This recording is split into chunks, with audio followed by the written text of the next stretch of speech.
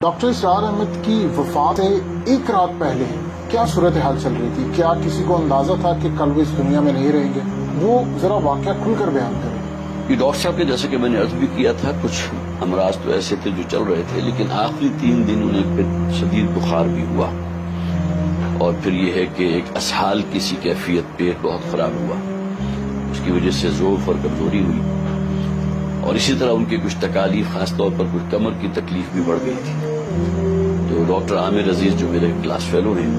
تو ان سے میں نے ذکر کیا تو وہ پھر آئے بھی ڈاکٹر صاحب سے ملنے کے لیے۔ اب ملاقات کے بعد انہوں نے پھر، اگرچہ ان کے انتقال کے بعد مجھے کہا، یہ نہیں کہ اسی دن کہہ دیا ہو، لیکن بعد میں کہا تھا کہ اس دن جو میں ڈاکٹر سے ملا تھا تو میں بھی یہ سمجھ رہا تھا کہ یہ شاید ڈاکٹر صاحب کے بس 1-2 دن ہی باقی ہیں۔ اب کس بنیاد پر انہوں نے کہا، میں چونکہ اس موقع پر موجود نہیں تھا، لہٰذا کوئی باتیں شاید ڈاکٹر صاحب نے ایسی کی ہوں کہ جس سے ڈاکٹر عامر عزیز نے یہ اندازہ لگایا ہو کہ شاید یہ وہ آخری ایام جو ہیں، جسے کاؤنٹ ڈاؤن کہتے ہیں، وہ شاید شروع ہو چکا ہے۔ لیکن یہ بہرحال آخری 3 دن جو ہے ان کے کچھ بیماری میں گزرے تھے، اور اس میں کچھ کیفیت بھی ان کی بے چینی کی رہی تھی، اور باقی یہ کہ جس رات ان کا انتقال ہوا ہے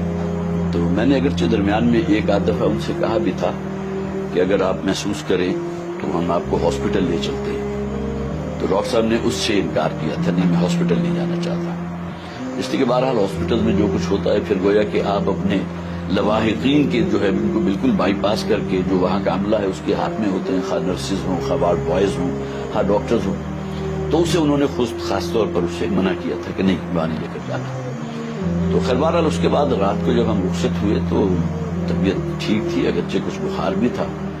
لیکن یہ کہ کوئی رات 3 بجے کے قریب پھر جو ان کا ایک خادم ہے جو میرے خیال ہے کم و بیش 10 سال ان کے ساتھ رہا ہے، اور وہ ڈاکٹر صاحب کے ساتھ ہی اسی کمرے میں وہ جو چھوٹا صوفہ کم بیڈ ہے اس کو فولڈ کر کے تو زمین پر وہ بچھا کے اپنا میٹرس وہاں سویا کرتا تھا۔ تو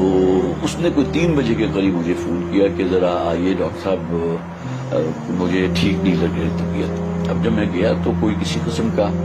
وہ شور ہنگامہ بالکل نہیں تھا، تو میں نے کہا تمہیں کیسے پتہ چلا؟ تو ڈاکٹر صاحب تو شاید ابھی سو رہے ہیں، اس لیے کہ میں ابھی کچھ فاصلے پر تھا۔ تو اس نے کہا جی کہ ڈاکٹر صاحب کی کوئی خراٹوں کی جو آواز ہوتی ہے وہ کم سے کم 10-15 منٹ سے میں دیکھ رہا ہوں کہ وہ میں نہیں سن رہا۔ تو اس وقت پھر میں ذرا تھوڑا سا چوکنا ہوا کہ کیا معاملہ ہے۔ تو میں چونکہ میڈیکل ڈاکٹر بھی ہوں تو میں نے پھر جب آگے بڑھ کر دیکھا تو محسوس ہوا کہ وہ جو بھی علامات ہوتی ہیں کسی شخص کے زندہ ہونے کی وہ موجود نہیں تھی۔ آنکھوں کی پتلی جو ہے وہ بھی ریئیکٹ نہیں کر رہی تھی، اسی طرح بی پی جو تھا وہ نہیں تھا۔ تو معلوم ہوتا ہے کہ اسی عالم نوم میں،